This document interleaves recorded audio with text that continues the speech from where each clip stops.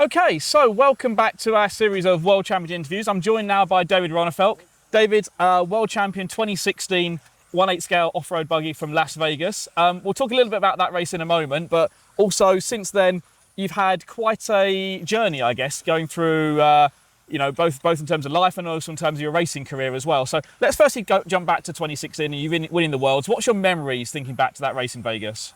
I remember, it was a race I went into and I had no wins at all that year. Yep. So it was a very difficult year for me up until then because I was always in contention for the wins, but I always had either some technical or mechanical issues that kind of, set me back. So going into the Worlds, I think we went through all the stuff that could have happened. So I felt like I had all the problems were out of the way before the race. So in that way, I was kind of excited to get going for that race, and knowing that we did everything we possibly could to prevent anything from happening, let's say. So and I always felt very confident also racing in US on these kind of tracks, and it's a track condition, bumps, loose, loamy.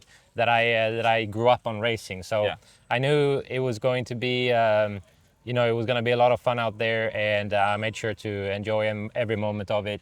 And then obviously, if there is one thing I'll take with me is like just doing the driver parade into the main, and then seeing all the people around the track, because it was probably like five row deep, with a lot of people around watching that main final.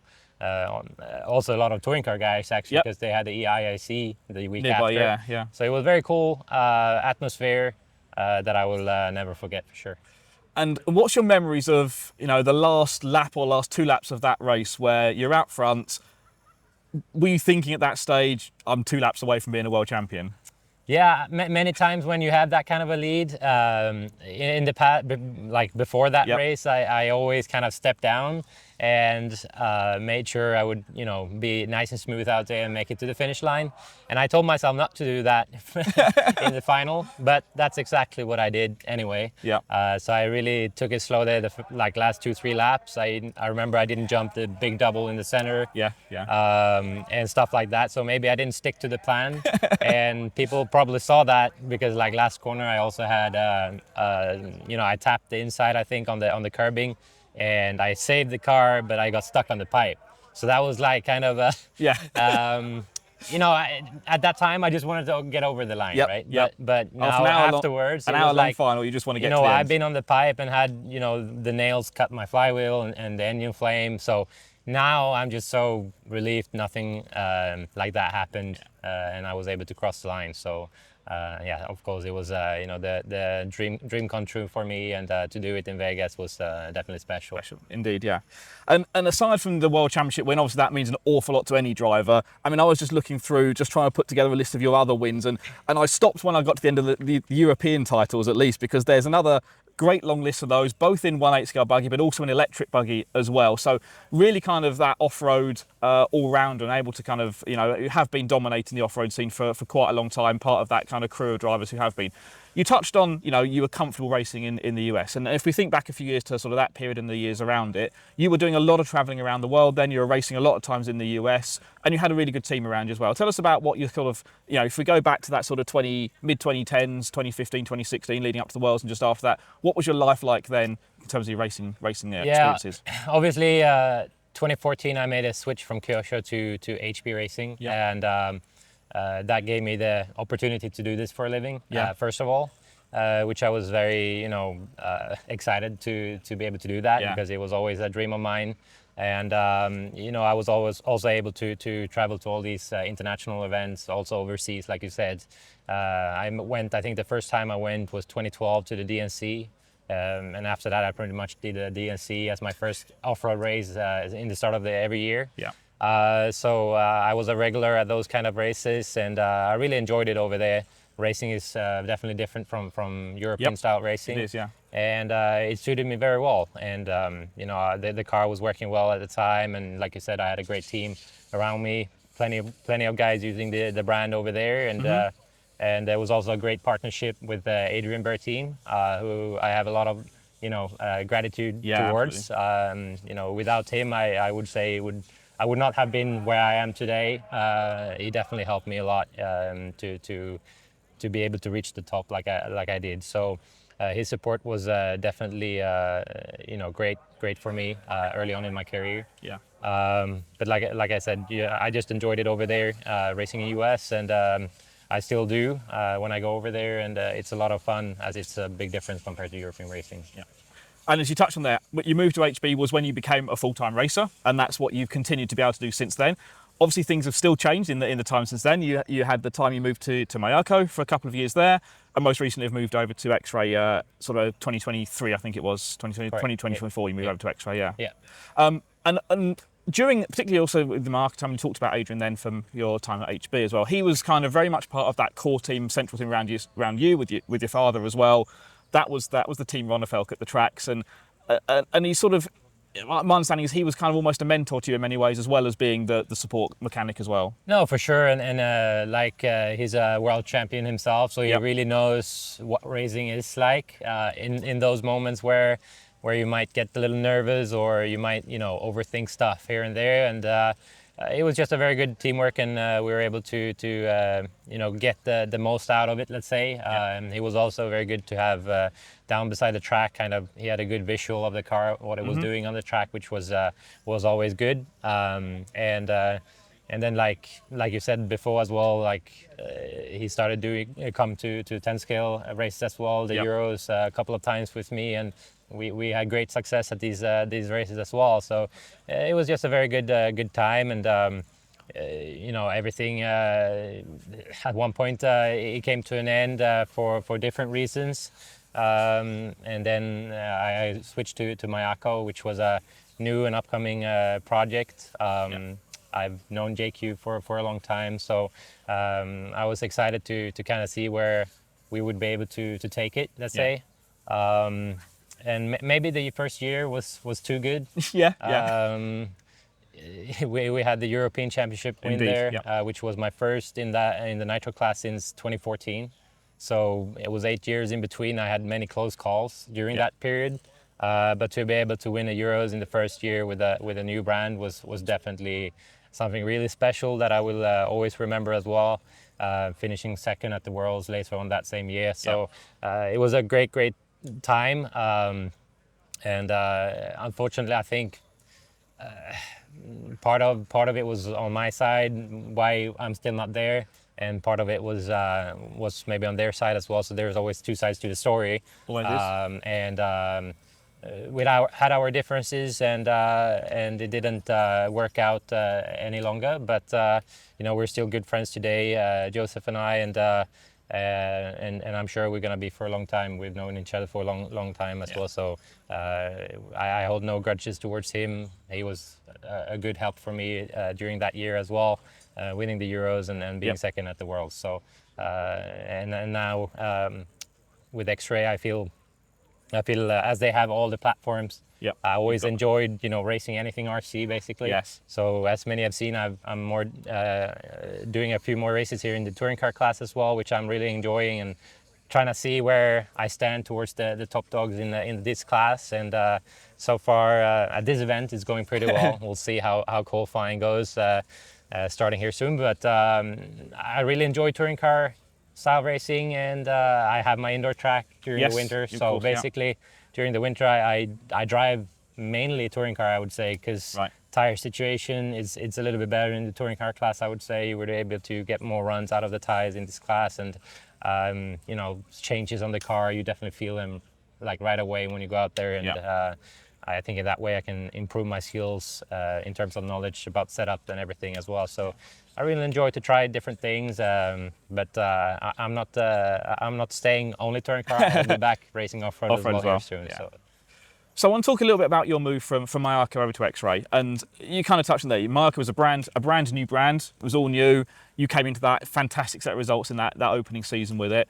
They're moving on to XRay, which is probably one of the most well-established, biggest manufacturers in the scene. It's almost going from one extreme to the other in terms of the company that you're driving for and representing. So were there any adjustments you had to make when you joined XRay team? Was there anything that you hadn't expected? Either, that was much better than you thought, or you were surprised that there wasn't more improvement in one area? No, honestly, like I felt after the stint with Mayako, I wanted to kind of find myself a secure place for a number of years. Yep. I'm not 20 anymore. I'm 29, still young, but still young, definitely. But I'm thinking maybe a little bit more towards Yep. The end of the career, let's say, and doing the right changes. And I felt like X-Ray has been around for a very long time. I think their quality is unmatched in the industry. And I was excited to give it a go, considering they also have all the different classes, like I said before, and it's just a lot easier if it's one brand and you can race all the different classes rather than having a sponsor for 10 scale off-road, a different manufacturer for 8 scale. There can be conflicts which race to attend and so on, and having everything under the same roof makes it a lot easier in that way. So I haven't been surprised or anything. I think everything has been really smooth so far. The structure of the company is also great, and communication is definitely good as well, I think. So all that just makes it a lot easier. All the puzzle pieces just fitting together for you right now. So then talking about performance of the different platforms, it was the first time for me driving a pivot ball car in 8 scale off-road. So of course that took me a little time to get used to, but I had, even though I didn't have a win maybe last year, I still had great success with a 3rd place at the Euros and 4th place at the Worlds. So it was not bad at all, and I really had good pace during those races. So I think even now I've kind of taken a good look at what we did with the car and set up changes from last year, and this year I've been working with some of the team members, and looks like we have really found a good base now. So after this race, we'll see in Valladolid in Spain how it goes at the Buggy Euros. But I'm excited to see the progress we've made. Dakota has had great success in the US with the car and the setup theory that we have now. So excited to get back into the off-road scene as well. Next week will be the first race for me with off-road this year. So we'll see how it goes. But I have a good feeling going into it. And I guess one of the thoughts is, obviously now you're spending more time doing on-road racing as well. Presumably you're going to do some electric off-road buggy racing as well as the 1/8 scale too. So do you see there being a difficulty for you to switch between classes, or on the flip side, are you saying, well, with touring car, it's maybe faster cars, more precision racing, that's going to help me in off-road? How do you think they're going to kind of relate to each other? I definitely do think that like driving touring car is sharpening your focus, and you really have to be focused for the 5 minutes you're out there on the track. And looking back to my career, like the qualifying is really where I haven't been maybe the best at. So I feel like touring car is really giving me some better speed in qualifying that I haven't had before. And in the electric classes, it's so important with qualifying as well. Where you start on the grid really determines where you will finish. So if you want to have a shot at it, you need to be in the top 3, let's say, both in touring car and 10 scale off-road. So I think just the speed, the pace of the cars, the conditions you're driving, like also 10 scale off-road on carpet is really on the edge at all times. So it really needs you to be 100% one with the car, and the focus needs to be on point. So I do enjoy the electric classes, but of course Nitro for me is always closest to my heart because that's what I started with. And taking a look at for the future, let's say this year I'm doing a touring car, a little bit of 10 scale with the Worlds and Euros, off-road that I'm in, and then some Nitro as well in 8 scale, and then after this year I think we're gonna have kind of a meeting and see how it all went. And maybe then we have to decide, like next year there's a touring car Worlds and 8 scale Worlds, so maybe we'll focus more on these 2 classes. Maybe leave 10 scale off-road out for a little bit, and then the year after that you have 10 scale off-road and you can go back into that class. Because I think doing all the classes at once, and I'm also wrenching on all my cars myself, it needs you to be really structured, and you have very little time in between to practice and get into the rhythm of each class. Let's say, I'm jumping from this race to Spain, and luckily I have 2 days to get used to the 8 scale stuff again. So I think it's important if you were able to have a couple of days before an event, then you can do it, But jumping from this race straight into a Euros next year would be, difficult for the first day or first day. And I guess even if you say you've got 2 days to prepare, you're going to be going up against guys who've been just running that class for the last 2 weeks or more. So there's always going to be that trade-off to try and find in the balance. Yeah, and I guess that's what we'll see this year. I'm doing most of the classes this year, and then we'll take a good look and kind of decide for what the plan is on the future. So if we take a step back from racing, what is David Ronnefalk's life like? Is there a life outside of racing? What else are you doing, even when you're not wearing the X-Ray t-shirt, or even if you're not at a race itself? I think the closest to, I like to be just at home.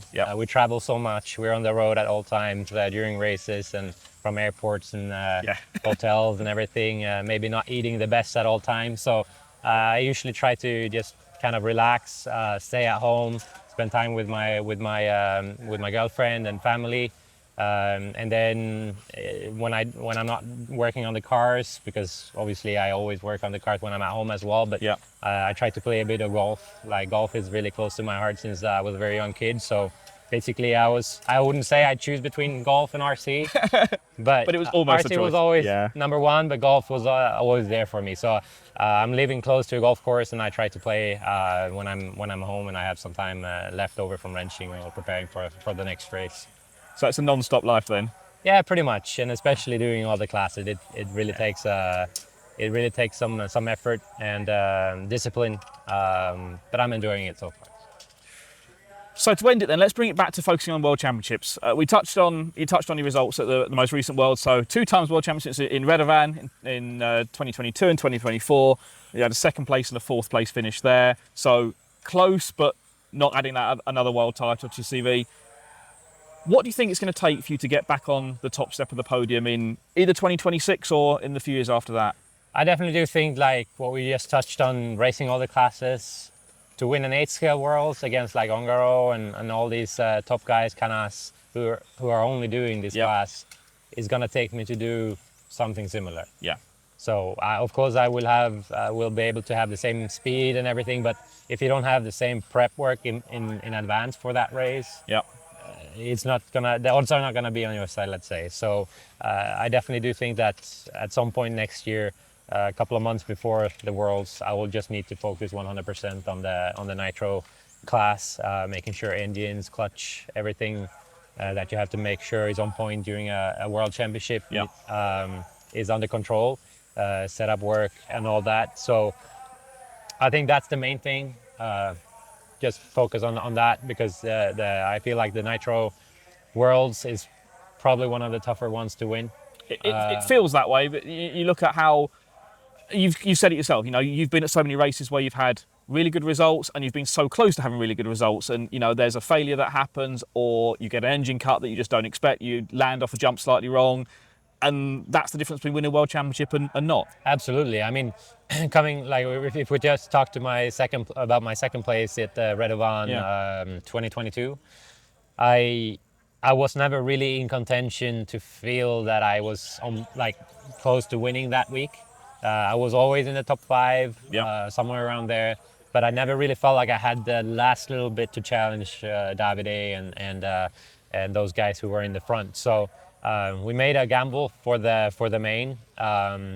We switched to a clay compound tire because it was getting very oily on the track, and it was a real gamble because at the time the clays were not really used by many in this condition. Mm-hmm. So I think most of the guys, except for me, Mayfield and Dakota, we were on clay, us 3, but the rest were on normal compound, and the clay definitely had a big advantage. And also with this added grip and advantage on the tire, my car just came into the right window as well.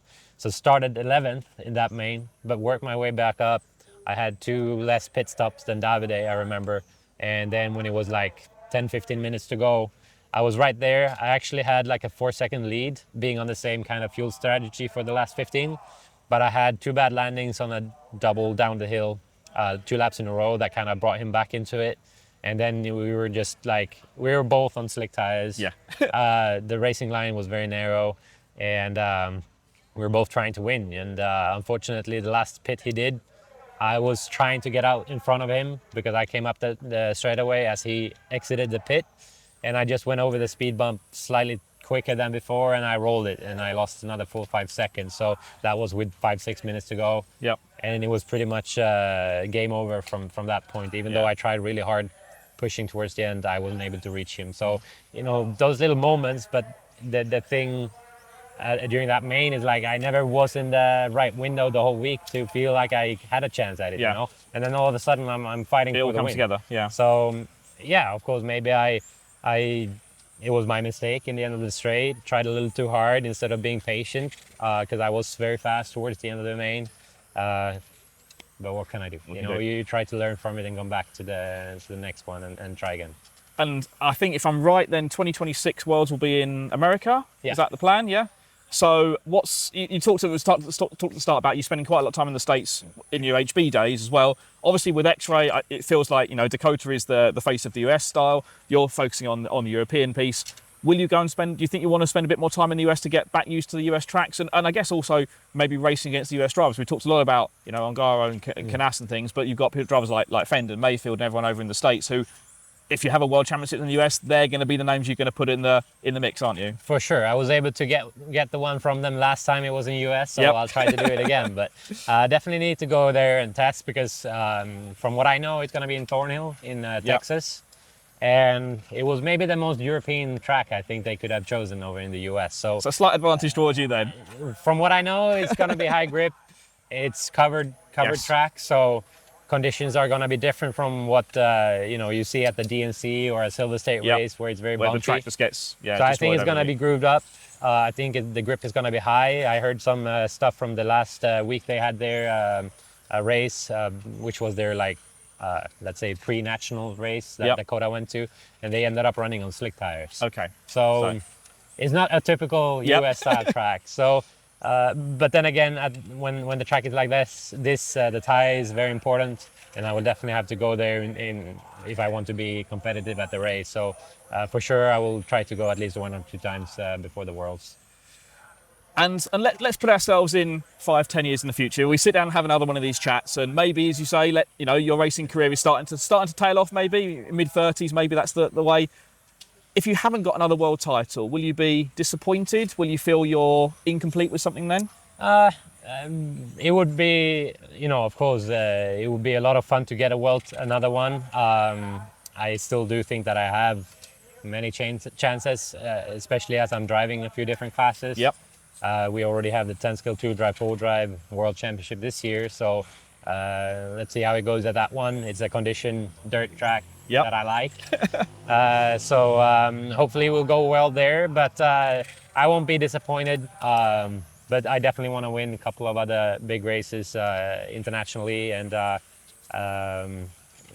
definitely not disappointed, I wouldn't say. Well, that's a long way in the future, I think. You've got many competitive racing years ahead. You say you've got so many classes to compete in as well now. So thank you very much for your time today. Best of luck both here at the ETS and as we talk. Look forward to those World Championships, electric off-road this year, and then I guess for you, kind of the big one in 2026. Will be the 8-skill one, yeah. Well, good luck. Thanks very much for joining us. Thank you. David Ronnefalk here from Sweden, racing for X-Ray, one of our World Champion interviews. Thank you.